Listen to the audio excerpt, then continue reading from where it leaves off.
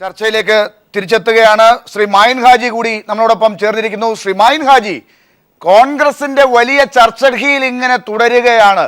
അപ്പോഴും നിങ്ങൾ ആവശ്യപ്പെടുന്നത്, മുസ്ലിം ലീഗ് പ്രത്യേകിച്ച് ആവശ്യപ്പെടുന്നത്,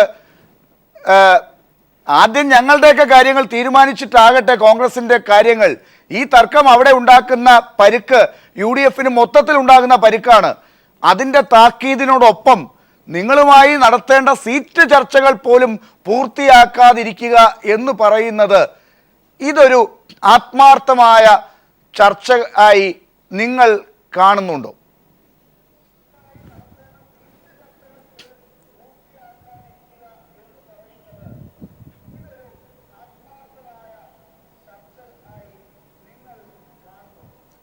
ലാലെ, ഞങ്ങളെ സംബന്ധിച്ചിടത്തോളം കാര്യമായ പ്രശ്നങ്ങളൊന്നുമില്ലല്ലോ.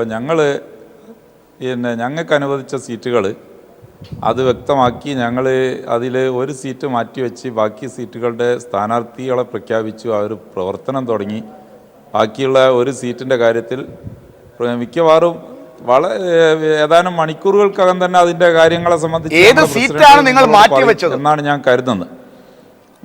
അതൊക്കെ ഞങ്ങളെ പ്രസിഡന്റാണ് പറയേണ്ടത്. അത് പറയാനുള്ള അധികാരം എനിക്കില്ലാത്തതുകൊണ്ട് ഞാൻ പറയുന്നില്ല. എനിക്കത് അതാണല്ലോ ശ്രീ മായിൻ ഹാജി ജനങ്ങളുടെ മുമ്പിലുള്ള പ്രശ്നവും. അങ്ങേക്കറിയാം ഈ കാര്യത്തിനകത്ത് ഇത് ഞങ്ങളുടെ പ്രസിഡന്റ് പറയുന്ന കാര്യമാണ്, ഞങ്ങൾക്കറിയില്ല എന്ന് പറയുമ്പോൾ തന്നെ ഇപ്പൊ പറയാൻ പറ്റുന്ന കാര്യങ്ങൾ അതിനകത്ത് ഇല്ല എന്നാണ് അതിന്റെ അർത്ഥം.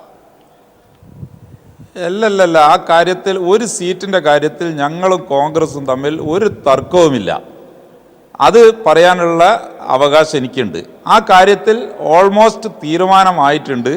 ആ തീരുമാനത്തെ സംബന്ധിച്ച് പറയാനുള്ള അധികാരം മറ്റു പാർട്ടികളെ പോലെ കോൺഗ്രസിനെ സഹായിക്കാൻ വേണ്ടി എവിടെ സീറ്റ് തന്നാലും നിങ്ങൾക്ക് കുഴപ്പമില്ല എന്നൊരു പ്രസ്താവനയാണ് മുസ്ലിം ലീഗ് നടത്തുന്നത് എന്ന് വേണം കരുതാൻ. ആര് പറഞ്ഞു? ഞങ്ങൾക്ക് അങ്ങനെ, ഞങ്ങളിപ്പോൾ കൊല്ലം ജില്ലയിലാണ് ഞങ്ങളെ സീറ്റുള്ളത്. കൊല്ലം, ആലപ്പുഴ ജില്ലകളിൽ തന്നെ ഞങ്ങളെ സീറ്റ്, ഞങ്ങൾക്ക് അതിന് പകരം സീറ്റ് ഉണ്ടാവും എന്ന കാര്യത്തിലൊരു തർക്കം ഞങ്ങൾക്കില്ല, ഒരു സംശയം ഞങ്ങൾക്കില്ല. കൊല്ലം, ആലപ്പുഴ, പത്തനംതിട്ട അതിൻ്റെ ഇടയിൽ മാത്രം ആ സർക്കിളിൽ തന്നെ ഞങ്ങൾക്ക് അതിന് പകരമുള്ള സീറ്റ് ഉണ്ടാവും. ആ കാര്യത്തിൽ എവിടെ തന്നാലും മതിയെന്ന് ഞങ്ങൾ പറഞ്ഞിട്ടില്ല. എവിടെയെങ്കിലും തരാമെന്ന് കോൺഗ്രസ് പറഞ്ഞില്ല. ഞങ്ങൾ തമ്മിൽ ആ കാര്യത്തിൽ നിങ്ങൾക്കുള്ളത് പോയി. ഇനി ബാക്കി ഏത് സീറ്റാണ്? ചടയമംഗലം നിങ്ങൾക്ക് തരാമെന്ന് പറഞ്ഞല്ലോ, അത് നിങ്ങൾക്ക് എന്തുകൊണ്ടാണ് പറ്റാത്തത്? അല്ല, ഇരവിപുരം ഞങ്ങളെ സീറ്റല്ലല്ലോ, ഞങ്ങളെ മുന്നണിയിലെ വേറൊരു കക്ഷിയുടെ സീറ്റാണത്. അത് മുസ്ലിം ലീഗിന്റെ സീറ്റല്ല. ഇപ്പോ അതിന് പകരം ഞങ്ങൾ കഴിഞ്ഞ തെരഞ്ഞെടുപ്പിൽ നിങ്ങൾക്കെതിരായി മത്സരിച്ച കക്ഷിയാണ്, നിങ്ങളുടെ സ്ഥാനാർത്ഥിയെ തോൽപ്പിച്ച കക്ഷിയാണത്. ആ കക്ഷിക്ക് തന്നെ ഇപ്പോൾ സീറ്റ് കൊടുക്കുമ്പോ പകരം നിങ്ങൾക്ക് ചടയമംഗലം പോലെയുള്ള സീറ്റ് തരുമ്പോ എന്തുകൊണ്ട് നിങ്ങൾ കോൺഗ്രസിനെ സഹായിക്കുന്നില്ല? ഇത്ര ഈച്ചയും ചക്കരയും പോലെയുള്ള രണ്ട് പാർട്ടികളായിട്ടും എന്താണ് ലാല ഇങ്ങനൊക്കെ പറഞ്ഞ? ഇതൊരു പുതിയ പുത്തരിയാണോ? കോൺഗ്രസ് മുസ്ലിം ലീഗിന്റെ ഇരവിപുരം സീറ്റ് മത്സരിച്ച സീറ്റിൽ ജയിച്ച പാർട്ടിക്ക് കൊടുക്കുന്ന ഒരു പുത്തരിയാണോ? നിങ്ങൾ അപ്പുറത്ത് പത്തനാപുരത്ത് കഴിഞ്ഞ പ്രാവശ്യം LDF-കാരനെ തോൽപ്പിച്ച അതേ സ്ഥാനാർത്ഥിക്ക് LDF സീറ്റ് കൊടുത്ത് സിന്ദാബാദ് വിളിക്കുക. അപ്പൊ ചുമര എഴുതിക്കൊണ്ടിരിക്കുക. പക്ഷെ നിങ്ങളുടെ കാര്യത്തിൽ നിങ്ങൾക്ക് തന്ന ചടയമംഗലം വേണ്ട, പകരം നിങ്ങൾക്ക് കായംകുളം വേണം. അത് കോൺഗ്രസ് എടുത്തു. വേറെ പറയുന്ന സീറ്റുകൾ, അമ്പലപ്പുഴ പോലെയുള്ള സീറ്റുകൾ അല്ലെങ്കിൽ വേറെ സീറ്റുകൾ ഉണ്ടെങ്കിൽ അതൊക്കെ അവർ വേറെ ആളുകൾക്ക് കൊടുത്തു കഴിഞ്ഞു. ഇപ്പോ ഈ കാര്യങ്ങളിലൊന്നുമല്ല കോൺഗ്രസിൽ ചർച്ച നടക്കുന്നത്. ആ ചർച്ചയിൽ നിങ്ങൾക്ക് തൃപ്തിയില്ല. ഇങ്ങനെ തെരുവിൽ അലക്കല്ലേ എന്ന് നിങ്ങളുടെ നേതാക്കൾ കോൺഗ്രസിനോട് ആവശ്യപ്പെടുന്ന ഘട്ടമുണ്ടായിരിക്കുന്നു. ഇത് നിങ്ങൾക്ക് ഗുണമല്ല ഇപ്പോൾ നടക്കുന്ന അവസ്ഥ എന്ന് തന്നെയല്ലേ നിങ്ങളുടെ അഭിപ്രായം? അല്ല ലാലെ, ഞാൻ ഒരു കാര്യം പറയട്ടെ. ഞാൻ ഇഷ്ടപ്പെടുന്ന ഒരു മാധ്യമ പ്രവർത്തകനാണ്. നല്ല കപ്പാസിറ്റിയും കഴിവുള്ള പ്രമുഖനായ മാധ്യമ പ്രവർത്തകനാണ്. അതിൻ്റെ ആ ഒരു കഴിവ് മുഴുവൻ എന്നിൽ പ്രയോഗിച്ച് എന്നെ കുഴപ്പത്തിലാക്കരുത്. താങ്കൾ ഒരുപാട് ചോദ്യങ്ങൾ ഒന്നിച്ച് ചോദിക്കുക. ഞാൻ ഏതെങ്കിലും ഒരു ചോദ്യത്തിൻ്റെ മറുപടിയിലേക്ക് എത്തുമ്പോഴേക്കും പുതിയ ചോദ്യവുമായി ഇറങ്ങുന്ന ആ തന്ത്രം എൻ്റെ അടുത്ത് പറ്റരുത്. എന്നോട് ചോദിച്ച ചോദ്യത്തിന് ഞാൻ ഉത്തരം പറയുന്നത് വരെ താങ്കൾ എനിക്ക് അവസരം തന്നേ പറ്റുള്ളൂ. താങ്കളുടെ അതിഥിയല്ലേ ഞാൻ. അതിൻ്റെ ഒരു പരിഗണന പ്രിയപ്പെട്ട ലാലെ ഉത്തരം പറയുക. ഞാൻ പറയട്ടെ, എന്നെ കുറിച്ച് പറഞ്ഞതുപോലെ പറയട്ടെ. പ്രത്യേക കപ്പാസിറ്റിയും നല്ല ഞാൻ മതിക്കുകയും ചെയ്യുന്ന നല്ലൊരു നേതാവാണ് അങ്ങ്. അതുകൊണ്ട് അങ്ങ് ദയവായി ചർച്ചയിൽ സഹകരിച്ച് ഉത്തരം പറയണം, വലിച്ചു നീട്ടിക്കൊണ്ടുപോകരുത്. ഞാൻ ഉത്തരം പറയാം. ഒന്ന്, ഇരവിപുരത്തിനെ സംബന്ധിച്ച് ഞാൻ പറഞ്ഞു, ഇരവിപുരത്തിന് പകരമായി മുസ്ലിം ലീഗിന് കൊല്ലം, ആലപ്പുഴ, പത്തനംതിട്ട ജില്ലകളിൽ, ഇടുക്കി ജില്ലകളിൽ എവിടെയെങ്കിലും ഒരു നല്ല മുസ്ലിം ലീഗിന് സ്വീകാര്യമായ ഒരു സീറ്റ് ശ്രീ ബായിലാജി തുടങ്ങിയത് കൊല്ലത്ത് നിന്ന് ആലപ്പുഴയും കൂടെ രണ്ടാം ഘട്ടത്തിൽ ചേർത്തു, മൂന്നാമത് പത്തനംതിട്ട ചേർത്തു, ഇപ്പൊ ഇടുക്കിയും കൂടിയായി. കേരളത്തിൽ എവിടെയെങ്കിലും മതി എന്നാണോ ഈ പറയുന്നത്? കേരളത്തിൽ എവിടെയെങ്കിലും എന്നാ പത്തനംതിട്ടയും ഇടുക്കി ഒഴിവാക്കി കളി, പത്തനംതിട്ടയും ഇടുക്കിയും ഒഴിവാക്കി കളി. വേണമെങ്കിൽ ആലപ്പുഴ ഒഴിവാക്കി കളി. കൊല്ലം മുസ്ലിം ലീഗിന് വേണമെങ്കിൽ കിട്ടും. മുസ്ലിം ലീഗിന് ഇന്ന സീറ്റ് എന്ന കാര്യത്തിൽ ഞങ്ങൾക്ക് തർക്കമില്ല. നിങ്ങൾ പറയുന്ന ചടയമംഗലം ഞങ്ങളോട് ആരും പറഞ്ഞിട്ടില്ല. ഞങ്ങൾ ചടയമംഗലം എന്ന മാധ്യമങ്ങളിൽ കാണുന്നതല്ലാതെ ഞങ്ങൾ ഏതെങ്കിലും സ്ഥാനാർത്ഥിയെ നിശ്ചയിച്ചിട്ടില്ല. നിങ്ങൾക്കത് തന്നാൽ അത് മതിയാകുമോ? അത് കോൺഗ്രസ് ഞങ്ങൾ തമ്മിൽ പറയുന്നുണ്ട്. മാധ്യമങ്ങളിലല്ലോ പറയേണ്ടത്. ഞങ്ങൾ മാധ്യമങ്ങളിലൂടെ സീറ്റ് വിഭജനം നടത്തുന്നില്ല. ശരി, സീറ്റിന്റെ കാര്യത്തിൽ നിങ്ങൾ എപ്പോഴെങ്കിലും ചർച്ച ചെയ്ത് തീരുമാനിക്കുക. പക്ഷെ നിങ്ങൾക്ക് ഈ ചർച്ച ചെയ്യാൻ നേതാക്കളെ നിങ്ങളുടെ മുമ്പിൽ കിട്ടണമല്ലോ. പക്ഷെ ഇപ്പൊ നടക്കുന്നത് എന്താണ്? നിങ്ങൾക്ക് ഇഷ്ടമില്ലാത്തൊരു കാര്യമാണെന്നാണ് മാധ്യമങ്ങളിൽ നിന്ന് മനസ്സിലാക്കേണ്ടത്. അതായത് ഡൽഹിയിൽ ഇപ്പോൾ നടക്കുന്ന കോൺഗ്രസിന്റെ സ്ഥാനാർത്ഥി നിർണയ ചർച്ച മുൻകാലങ്ങളിലേതുപോലെ ഘടകകക്ഷികൾക്ക് സഹിക്കാൻ പറ്റുന്നതിലപ്പുറമായിരിക്കുന്നു. നിങ്ങൾ ഉണ്ടാക്കിയെടുത്ത തയ്യാറെടുപ്പുകൾ നശിപ്പിക്കുന്ന രീതിയിലാകുന്നുണ്ട്. അത് തൽക്കാലം ഒരു നിയന്ത്രണത്തിൽ വരേണ്ടതാണ് എന്ന അഭിപ്രായമെങ്കിലും നിങ്ങൾ പറയുമോ? ഇല്ല, കോൺഗ്രസിന്റെ സ്ഥാനാർത്ഥി പട്ടിക കഴിഞ്ഞ കാലങ്ങളിലൊക്കെ കോൺഗ്രസിൽ ഉണ്ടായതിനേക്കാൾ വളരെ കുറവ് തർക്കങ്ങൾ പരിഹരിച്ചുകൊണ്ട് വളരെ വേഗം കാര്യങ്ങൾ തീർന്നുകൊണ്ടിരിക്കുന്നുണ്ട്. കോൺഗ്രസ് എന്ന് പറയുന്നത് വിശാലമായ ജനാധിപത്യ പാർട്ടിയാണ്. അതിലുള്ള അംഗങ്ങൾക്കും നേതാക്കൾക്കും പരിമിതിയും വകവെക്കാത്ത തരത്തിലുള്ള ജനാധിപത്യ അഭിപ്രായ സ്വാതന്ത്ര്യം നൽകിയ പാർട്ടിയാണ്. ആ നിലയിൽ അവർക്ക് അവരുടേതായ നിങ്ങൾക്ക് ഇടപെടേണ്ട വിഷയമല്ല ഇത്. UDFന്റെ ആഭ്യന്തര കാര്യമാണ്. പക്ഷെ ഇത് ജനങ്ങളുടെ മുമ്പിൽ ചർച്ച ചെയ്യപ്പെടുകയാണല്ലോ. നിങ്ങൾക്ക് അഭിപ്രായം പറയാം. മുസ്ലിം ലീഗിന് അവരുടെ ഒരു അഭിമാന പ്രശ്നം എന്നുള്ള നിലയ്ക്ക് കാണേണ്ട ഒരു കാര്യം ഇതിനകത്ത് ഉണ്ടോ? അവർ അതിനകത്ത് ഒരു കോംപ്രമൈസിന് തയ്യാറാകും എന്ന് നിങ്ങൾ കരുതുന്നുണ്ടോ, ഒരു പ്രതിയോഗി പാർട്ടിയുടെ പ്രതിനിധി എന്ന നിലയിൽ? മുസ്ലിം ലീഗിന് കോൺഗ്രസ് പറയുന്നതനുസരിച്ച് നിൽക്കാനേ സാധിക്കൂ. അല്ലെങ്കിൽ അവർ ആ മുന്നണി വിട്ടു പോകണം. അതിനവർ മുന്നണി വിടുന്ന ഒരു സാഹചര്യത്തിലല്ല ഇപ്പോൾ ഉള്ളത്. അപ്പോൾ അവിടെ കോൺഗ്രസിൻ്റെ ഒരു ഔദാര്യത്തിൽ ആ മുന്നണി കൂടെ നിന്ന് പോകലല്ലാതെ വേറെ മാർഗമില്ല. അതുകൊണ്ട് ഈ സീറ്റ് കേരളത്തിൽ തന്നെ സീറ്റ് കൊടുക്കും അവർക്ക്. ഇപ്പോൾ കൊല്ലത്തുള്ളത് കൊല്ലത്ത് തന്നെ കിട്ടുമെന്നൊന്നും നമ്മൾ വാശി പിടിക്കേണ്ട. പറച്ചിലിൻ്റെയൊക്കെ അർത്ഥം കേരളത്തിൽ നമുക്ക് എവിടെയെങ്കിലും ഒരു സീറ്റ് കിട്ടും, ഒരു കോംപ്രമൈസ്. അത് ഞങ്ങൾക്കൊരു പ്രശ്നമേ അല്ല. മുന്നണി കക്ഷികൾ തമ്മിലുള്ള ഇപ്പോൾ കേരള കോൺഗ്രസ് തർക്കം തീർന്നിട്ടില്ല. ശ്രീ KM മാണിക്കും കൂട്ടർക്കും എത്ര സീറ്റ് കിട്ടുമെന്നുള്ളതൊക്കെ അവർ തമ്മിൽ തീർക്കട്ടെ.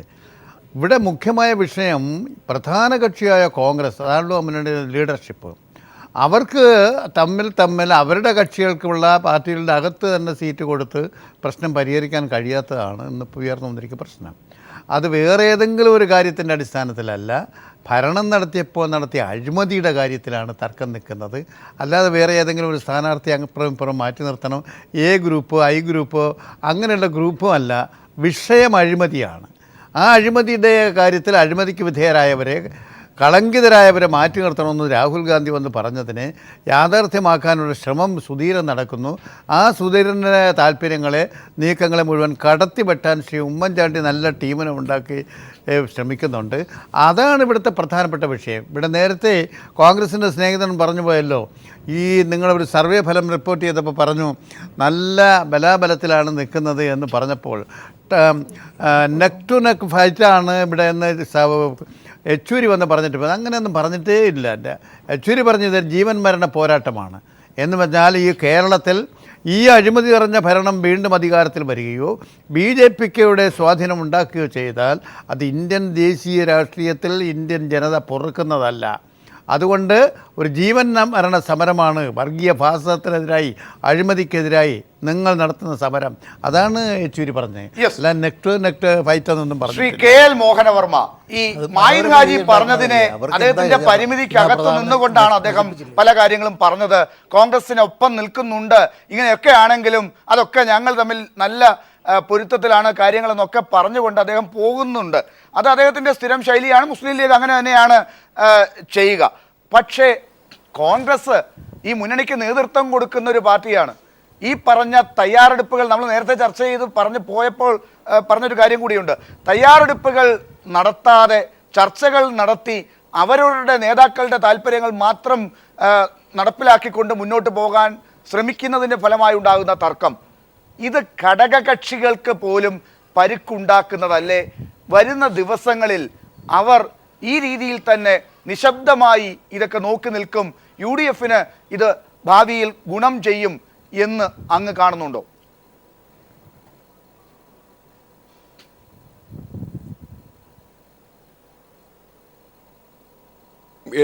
LDFിലെയും രണ്ടിലെയും എല്ലാ പാർട്ടികളിലും ഏറ്റവും ശക്തമായിട്ട് ഒരേ രീതിയിലുള്ള തീരുമാനമെടുക്കാനും ഒരുമിച്ച് നിൽക്കാനും ഇന്ന് കഴിവ് കാണിക്കുന്ന പാർട്ടിയാണ് മുസ്ലിം ലീഗ്. മുസ്ലിം ലീഗിനെ അങ്ങനെ തള്ളിക്കൊണ്ട് തീർച്ചയായിട്ടും കോൺഗ്രസ്സിന് ഒരു തീരുമാനമെടുക്കാൻ പറ്റില്ല. അതിനൊരു സംശയവുമില്ല. മുസ്ലിം ലീഗ് എന്ന് പറയുന്നത് മറ്റേത് പാർട്ടികളെക്കാളും, ഞാൻ പറയുന്ന മാർക്സിസ്റ്റ് പാർട്ടിയെക്കാളും പോലും അവരുടെ കാര്യങ്ങളെ സംബന്ധിച്ച് അവർക്ക് വ്യക്തമായ ബോധവും വ്യക്തമായ നേതൃത്വവും വ്യക്തമായിട്ട് അത് നടപ്പാക്കാനുള്ള ശൈലിയുമുണ്ട്. അങ്ങനെയുള്ളവർ തീർച്ചയായിട്ടും അവിടെ കോൺഗ്രസ് എന്തൊക്കെ പറഞ്ഞാലും ശരി, കോൺഗ്രസ്സിന് മുസ്ലിം ലീഗുമായിട്ട് സമവായത്തോടു കൂടി പോയേ പറ്റുള്ളൂ UDFൻ്റെ മുമ്പോട്ടുള്ള പോക്കിന്. അപ്പോൾ എന്തെങ്കിലും ബാക്കിയുള്ള അഡ്ജസ്റ്റ്മെൻറ്റുകൾ ഉണ്ടാകുകയാണെങ്കിൽ തീർച്ചയായിട്ടും ഇതൊരു വലിയ ഫാക്ടറായിരിക്കും. ഓർക്കണം, നമ്മൾക്കിപ്പോൾ പറയാം ഇപ്പോഴ് തീർച്ചയായിട്ടും ഒരു തരത്തിലുള്ള ചാൻസും ഇല്ല മുസ്ലിം ലീഗിന് UDFൻ്റെ കൂടെ നിന്നേ പറ്റുള്ളൂ. പക്ഷേ നിന്നേ പറ്റുള്ളൂ എന്നുള്ള ഓർക്കണം, അവരുടെ ശക്തി ശരിക്കും ബോധം കോൺഗ്രസ്സിനുണ്ട്. കോൺഗ്രസ്സിന് മാത്രമല്ല, കോൺഗ്രസിൻ്റെ കേന്ദ്ര നേതൃത്വത്തിനും ഉണ്ടായിരിക്കും. അതുകൊണ്ട് എനിക്ക് തോന്നുന്നത് മുസ്ലിം ലീഗിനെ പിണക്കിക്കൊണ്ടോ അല്ലെ അവരുടെ ആവശ്യങ്ങളെ തഴഞ്ഞുകൊണ്ടോ കോൺഗ്രസ് ഒരു തീരുമാനം.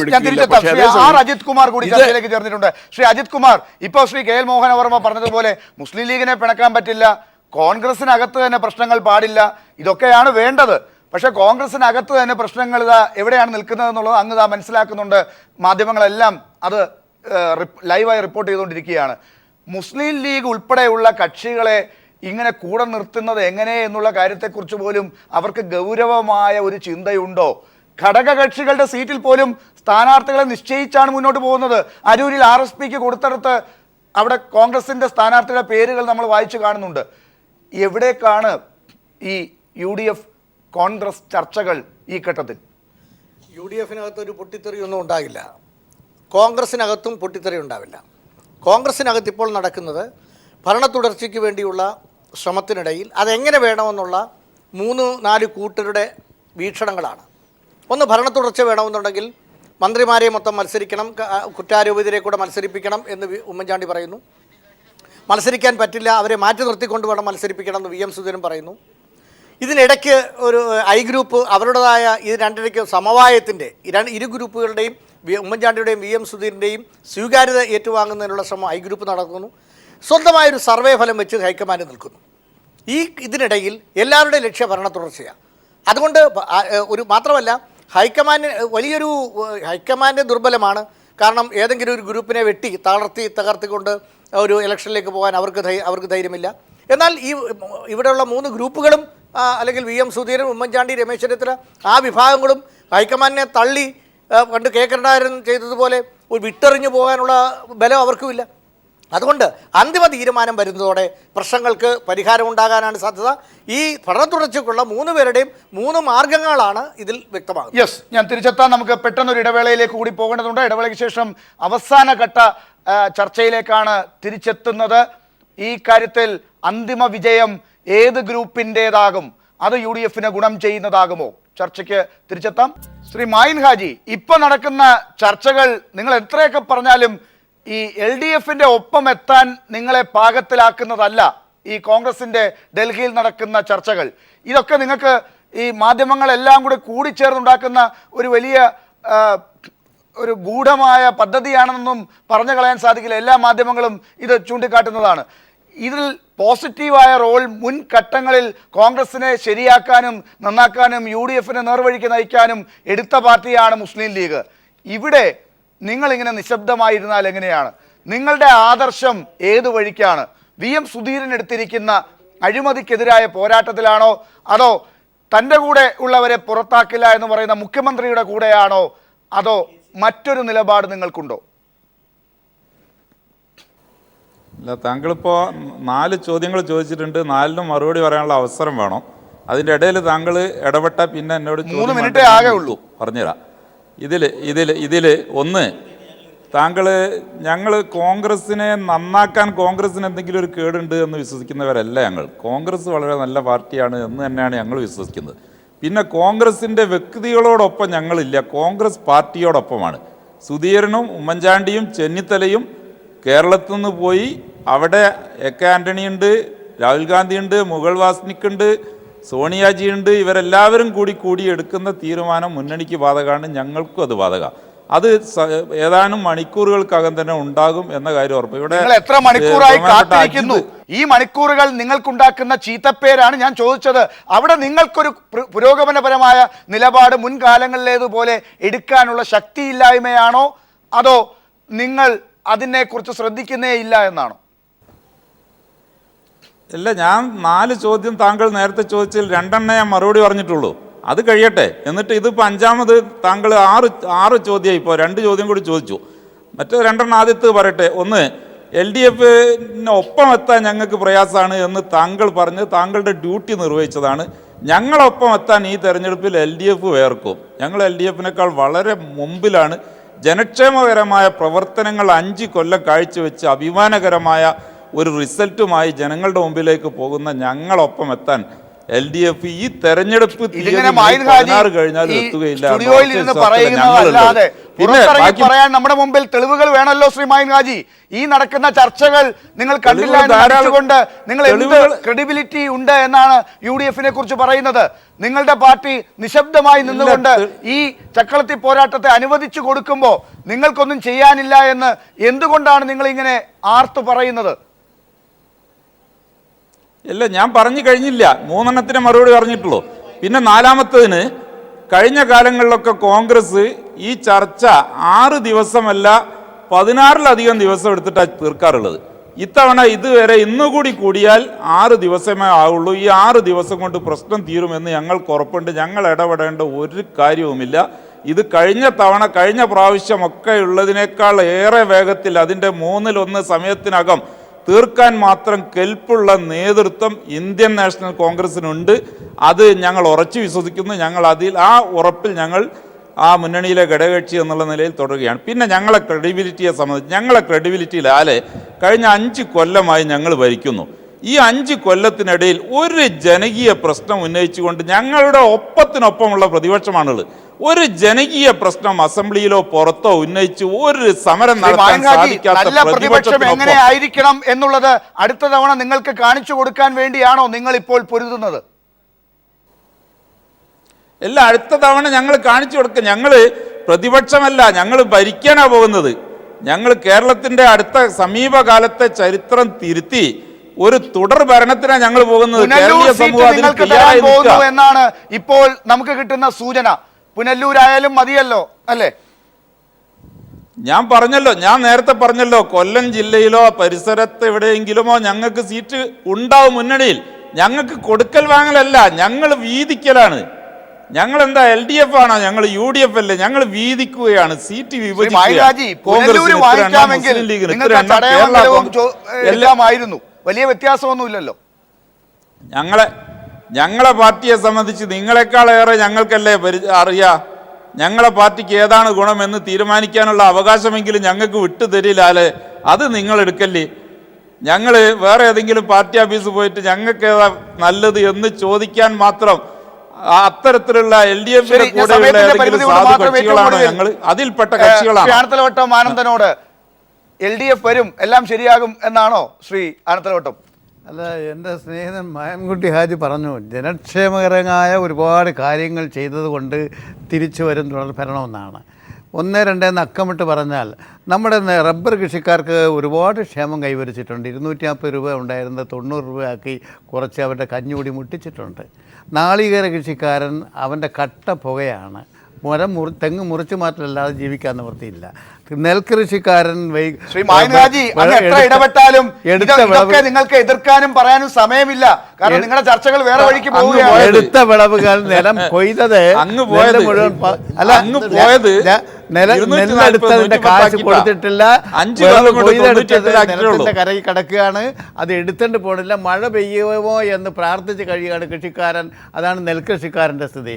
നമ്മുടെ രാജ്യത്ത് 10,000-കണക്കിന് ലക്ഷക്കണക്കിന് തൊഴിലാളിയെ പണിയെടുത്ത പരമ്പരാഗത വ്യവസായ മേഖല മുഴുവൻ ശവപ്പറമ്പാക്കി. എന്തായാലും ഈ കാര്യത്തിൽ ജനങ്ങളുടെ മുമ്പിൽ പ്രശ്നങ്ങൾ വെച്ച് തെരഞ്ഞെടുപ്പിനെ നേരിടുന്ന കാര്യത്തിൽ UDF-ന് പ്രകടന പത്രികയും കാര്യങ്ങളും ഇറക്കി മുന്നിലെത്താൻ സാധിക്കുമോ എന്നുള്ളത് ഇനിയും അവർ തീരുമാനിച്ചെത്തേണ്ടിയിരിക്കുന്നു.